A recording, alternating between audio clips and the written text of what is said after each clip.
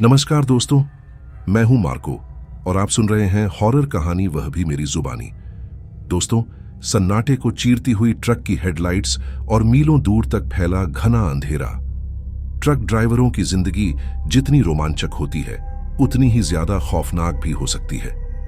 आज का horror podcast एक ऐसे ट्रक ड्राइवर की आपबीती है जिसने अनजाने में एक ऐसे रास्ते पर अपनी गाड़ी उतार दी जो इंसानों के लिए नहीं बल्कि रूहों के लिए बना था।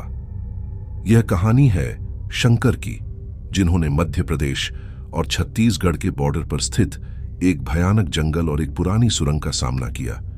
एक ऐसी रात जो खत्म होने का नाम नहीं ले रही थी।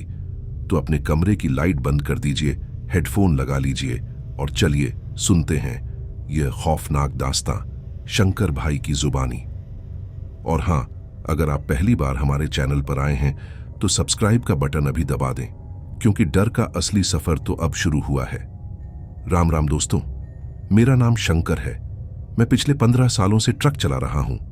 यूपी, बिहार, बंगाल से लेकर दक्षिण भारत तक ऐसा कोई हाईवे नहीं जहां मेरे ट्रक के पहियों के निशान न हो। ड्राइवरी के पेशे में हम लोग अक्सर कहते हैं कि सड़क कभी किसी की सगी नहीं होती, लेकिन उस रात मुझे समझ आया कि सिर्फ सड़क ही नहीं, कभी कभी सन्नाटा भी आपका दुश्मन बन जाता है। यह बात पिछले साल सर्दियों की है। नवंबर का महीना था और कड़ाके की ठंड पड़ रही थी। मेरे पास टाटा की एक बड़ी 16 चक्का गाड़ी थी जिसे मैं प्यार से बसंती बुलाता था। मेरे साथ मेरा हेल्पर था नसीर। नसीर अभी नया नया था, मुश्किल से 20-21 साल का लड़का। उसे ट्रक पर गाने बजाने का और रील्स बनाने का बहुत शौक था, लेकिन उसे यह नहीं पता था कि रात के अंधेरे में कुछ चीजों को रिकॉर्ड नहीं करना चाहिए। हमें नागपुर से रायपुर के लिए एक अर्जेंट लोहे का सामान पहुंचाना था। मालिक का फोन आया था कि शंकर, चाहे जो हो जाए, सुबह 6 बजे तक माल फैक्ट्री में उतर जाना चाहिए, वरना बहुत बड़ा नुकसान हो जाएगा। अब नागपुर से रायपुर का रास्ता वैसे तो सीधा है, लेकिन उस दिन किस्मत को कुछ और ही मंजूर था। जब हम निकले तो दोपहर के 3 बज रहे थे। सब कुछ ठीक चल रहा था, लेकिन जैसे ही हम छिंदवाड़ा के पास पहुंचे, वहां पुलिस बैरिकेडिंग लगी हुई थी। पता चला कि आगे मेन हाईवे पर एक बड़ा लैंडस्लाइड भूस्खलन हुआ है और रास्ता कम से कम 2 दिनों के लिए बंद है। मेरे माथे पर पसीना आ गया। अगर मैं हाईवे पर रुकता तो माल लेट हो जाता। मैंने वहां खड़े एक लोकल आदमी से पूछा, भैया, रायपुर जाने का कोई और रास्ता है क्या? उस आदमी ने मुझे ऊपर से नीचे तक देखा। उसकी आंखों में एक अजीब सा डर था। उसने धीरे से कहा, एक रास्ता है, शेरघाटी के जंगल से होकर, पुराना अंग्रेजों के जमाने का रास्ता है। लेकिन मैंने पूछा, लेकिन क्या? वह बोला, रात के वक्त उधर से कोई नहीं जाता। वहां एक पुरानी सुरंग पड़ती है। लोग कहते हैं वो सुरंग शापित है। मैंने नसीर की तरफ देखा। नसीर हंसने लगा, बोला, उस्ताद, ये गांव वाले तो डराते ही रहते हैं। हमारे पास नई गाड़ी है, लाइटें मस्त हैं और हनुमान जी का लॉकेट है, चलो निकाल लेते हैं।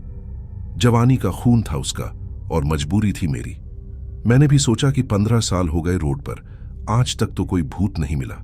यह भी लोगों का वहम होगा। मैंने गाड़ी शेरघाटी वाले उस कच्चे रास्ते पर मोड़ दी। यही मेरी जिंदगी की सबसे बड़ी गलती थी। जैसे ही हम मेन रोड छोड़कर उस जंगल के रास्ते पर आए, अचानक से माहौल बदल गया। अभी शाम के 7 ही बजे थे, लेकिन वहां ऐसा अंधेरा था जैसे रात के 12 बज रहे हों। पेड़ इतने घने थे कि आसमान भी दिखाई नहीं दे रहा था। और सबसे अजीब बात यह थी कि उस रास्ते पर हमारे अलावा कोई दूसरी गाड़ी नहीं थी, न आगे न पीछे। रास्ता बहुत खराब था। गड्ढों की वजह से ट्रक 20-30 की स्पीड से ज्यादा नहीं चल पा रहा था। नसीर अब चुप हो गया था। उसने अपना फोन बंद कर दिया था क्योंकि वहां नेटवर्क नहीं था। करीब 1 घंटे चलने के बाद ठंड अचानक बहुत बढ़ गई। ट्रक का हीटर चालू था, फिर भी हमें केबिन के अंदर कंपकंपी छूट रही थी। तभी नसीर बोला, उस्ताद, आपको कुछ अजीब नहीं लग रहा? मैंने पूछा, क्या हुआ? वो बोला, पिछले 10 मिनट से मुझे लग रहा है कि जंगल के पेड़ों के बीच कोई हमारे ट्रक के साथ साथ दौड़ रहा है। मैंने उसे डांट दिया, चुप कर, वहम है तेरा, पेड़ों की परछाई होगी। लेकिन सच तो यह था दोस्तों कि मुझे भी ऐसा ही लग रहा था। साइड मिरर में जब भी मैं देखता, मुझे काले रंग की परछाइयां पेड़ों के बीच भागती हुई दिखती, कभी दाईं तरफ, कभी बाईं तरफ। उनकी रफ्तार हमारे ट्रक के बराबर थी। तभी अचानक सड़क के बीचों बीच हमें कुछ दिखाई दिया। मैंने जोर से ब्रेक मारा। ट्रक चरमराता हुआ रुका। सामने हमारी हेडलाइट की रोशनी में एक खटिया चारपाई रखी हुई थी और उस खटिया पर एक सफेद कपड़ा ओढ़े कोई लेटा हुआ था, जैसे कोई लाश रखी हो। सुनसान जंगल, रात का वक्त और बीच सड़क पर एक लाश। मेरा दिल जोर जोर से धड़कने लगा। नसीर बोला, उस्ताद गाड़ी बैक करो, यह लूटने का तरीका हो सकता है। मैंने गियर बदलने के लिए हाथ बढ़ाया ही था कि तभी वह खटिया अपने आप हिलने लगी। हवा का एक झोंका भी नहीं था, फिर भी वह खटिया ऐसे हिल रही थी जैसे कोई उसे जोर जोर से हिला रहा हो। और फिर वह सफेद कपड़ा धीरे धीरे नीचे सरकने लगा। मैं और नसीर सांस रोके देख रहे थे। जैसे ही कपड़ा हटा, वहां कोई नहीं था, खटिया खाली थी। भगाओ उस्ताद, नसीर चीखा। मैंने बिना सोचे ट्रक को साइड से कच्ची मिट्टी में उतारा और फुल एक्सीलेटर दबा दिया। ट्रक उस खटिया के बगल से गुजरा। जैसे ही हम पास से गुजरे, मुझे ट्रक की खिड़की के ठीक पास मेरे कान के बगल में एक भारी आवाज सुनाई दी, रुक जाओ, अभी तो पार्टी शुरू हुई है। वह आवाज ट्रक के बाहर से नहीं, ट्रक के अंदर से आई थी। मैंने नसीर की तरफ देखा। वह पीला पड़ चुका था। उसने भी वह आवाज सुनी थी। हम पागलों की तरह ट्रक भगा रहे थे। अब हमें गड्ढों की परवाह नहीं थी, बस उस जगह से निकलना था। करीब 5 किलोमीटर आगे जाने के बाद हमें वह सुरंग दिखाई दी जिसका जिक्र उस गांव वाले ने किया था। वह सुरंग किसी राक्षस के खुले मुंह जैसी लग रही थी, पुरानी ईंटों से बनी, और उसके ऊपर बड़े बड़े बरगद के पेड़ों की जड़ें लटकी हुई थीं। सुरंग के मुहाने पर एक पुराना बोर्ड लगा था जिस पर लिखा था, चेतावनी, हॉर्न न बजाएं। मैंने मन ही मन हनुमान चालीसा पढ़ना शुरू किया और ट्रक को सुरंग के अंदर डाल दिया। सुरंग के अंदर घुसते ही ट्रक की हेडलाइट्स टिमटिमाने लगीं। रेडियो, जो कब से बंद था, अचानक फुल वॉल्यूम में बजने लगा। उस पर कोई गाना नहीं, बल्कि अजीब सी चीखने की आवाजें आ रही थीं। घड़ घड़ घड़। रेडियो से किसी के रोने और हंसने की मिलीजुली आवाजें आ रही थीं। नसीर ने जल्दी से रेडियो बंद किया, लेकिन आवाज बंद नहीं हुई। मैंने वायर खींच दी, फिर भी आवाज आ रही थी। उस्ताद, ये आवाज स्पीकर से नहीं आ रही, ये पीछे केबिन से आ रही है, नसीर रोते हुए बोला। मेरा ध्यान पीछे वाली बर्थ, सोने वाली जगह की तरफ गया। वहां कोई नहीं था, लेकिन तभी मुझे सामने शीशे में दिखा, सुरंग खत्म ही नहीं हो रही थी। उस आदमी ने कहा था, सुरंग छोटी है, लेकिन हम 5 मिनट से चल रहे थे और दूसरा छोर नहीं दिख रहा था। तभी ट्रक के सामने हेडलाइट की रोशनी में हमें वो दिखा जिसने हमारी रूह कंपा दी। ट्रक के आगे करीब 50 मीटर की दूरी पर एक औरत उल्टे पैर चल रही थी। हाँ दोस्तों, आप सही सुन रहे हैं, वह हमारी तरफ पीठ करके चल रही थी, लेकिन उसकी रफ्तार ट्रक के बराबर थी। उसके बाल जमीन को छू रहे थे और उसने पुराने जमाने के जेवर पहन रखे थे। मैं ब्रेक मारना चाहता था, लेकिन मेरे पैर जम गए थे। ट्रक धीरे धीरे उसके करीब जा रहा था। अचानक उस औरत ने अपनी गर्दन 180 डिग्री पूरा पीछे घुमाई। उसका चेहरा, हे भगवान, उसका चेहरा तो था ही नहीं, सिर्फ एक सपाट मांस का लोथड़ा था। न आंखें, न नाक, न मुंह। नसीर चीख पड़ा, उस्ताद, वह खिड़की पर आ रही है। उस बिना चेहरे वाली औरत ने एक लंबी छलांग लगाई और वह सीधे हमारे ट्रक के सामने वाले शीशे पर आ चिपकी। उसके हाथ कांच पर थे। उसके हाथों में बड़े बड़े नाखून थे जो कांच को खुरच रहे थे। किर्र किर्र किर्र। वह आवाज इतनी तेज थी कि मेरे कानों में दर्द होने लगा। मैं स्टीयरिंग छोड़ नहीं सकता था। वह चीज कांच तोड़ने की कोशिश कर रही थी। नसीर, नीचे बैठ, मैं चिल्लाया। तभी ट्रक का इंजन बंद हो गया। सुरंग के बीचों बीच घनघोर अंधेरे में उस बला के साथ हम फंस गए। ट्रक की लाइटें भी बुझ गईं। अब सिर्फ नसीर के मोबाइल की टॉर्च की हल्की सी रोशनी थी। बाहर सन्नाटा था। वह खुरचने की आवाज बंद हो गई थी। क्या वह चली गई? मैंने और नसीर ने एक दूसरे को देखा। हम दोनों कांप रहे थे। तभी मेरे साइड वाली खिड़की पर एक दस्तक हुई। मेरी हिम्मत नहीं थी कि मैं खिड़की की तरफ देखूं। मैंने कांच पूरा ऊपर चढ़ा रखा था। आवाज फिर आई और फिर एक जानी पहचानी आवाज आई, शंकर भाई, ओ शंकर भाई, दरवाजा खोलो। यह आवाज, ये तो नसीर की आवाज थी। मैं चौंक गया। मैंने झटके से अपनी बगल वाली सीट पर देखा। वहां नसीर बैठा था।